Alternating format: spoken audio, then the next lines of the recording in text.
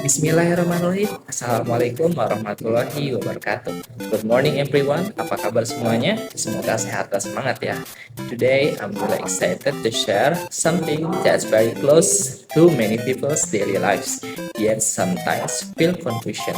And that is economic Sharia or Islamic economy. Don't worry, I keep it simple and fun with a mix of English and bahasa Indonesia supaya kita semua bisa follow along dengan mudah. And then, what is economy Sharia? So first, what exactly is economy Sharia? In simple terms, it's a way of managing money, business, and economy that follow rules based on Islamic teaching. It's not only about making money, but making sure of money is made and used in a way that's fair, good, and halal, which mean allowed by Islam. Kalau pernah dengar tentang riba, itu adalah salah satu hal yang dilarang dalam ekonomi syariah. Apa sih itu riba? Riba itu semacam bunga atau interest keuntungan yang bisa bikin orang kaya makin kaya dan yang lain makin susah. Jadi, ini sistem supaya nggak ada ketidakadilan kayak gitu. Sekarang ngomongin tentang main principle. Now, what are the main principle behind economy syariah? Yang pertama, fairness or keadilan. Everybody should get treated fairly, not cheating, not exploitation. Kedua, profit and loss sharing. Jadi, kalau bisnis bareng, kita juga bareng-bareng.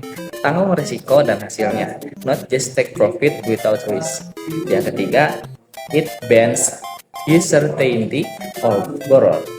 Artinya nggak boleh ada nggak boleh ada transaksi yang penuh spekulasi atau yang nggak jelas. Jadi harus jelas ya.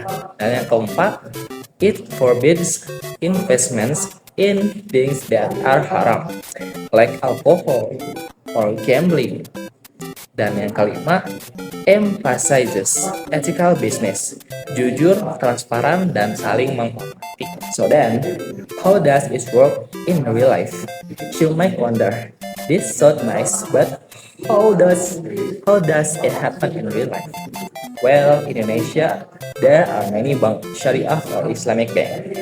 Instead of giving interest on loans, bank works with customers using profit sharing models. Misalnya, bank sama customer investasi bareng. Nanti hasilnya dibagi sesuai kesepakatan. Jadi nggak ada beban bunga yang bikin susah. Selain itu, bisnis yang berdasarkan ekonomi syariah harus jujur. Kalau jualan nggak boleh bohong atau menipu pelanggan. Plus harus memastikan produk atau jasa yang dijual itu halal dan bermanfaat. Why is ekonomi syariah important? You might ask, kenapa sih kita harus pakai ekonomi syariah? First is build trust in the community.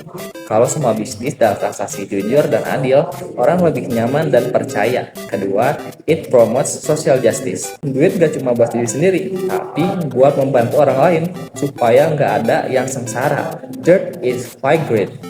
Kadang kapitalisme bisa bikin orang jadi serakah, tapi ekonomi syariah ngajarin supaya saling berbagi dan peduli. Buat orang tua dan anak muda penting banget nih buat ngerti supaya kita bisa jalani kehidupan yang seimbang dan bermoral.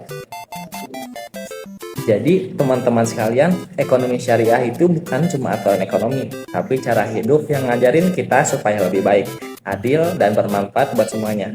Kalau kita mulai dari diri sendiri dan komunitas kita buat praktek ekonomi syariah, insya Allah kita bisa hidup lebih berkah dan tentram.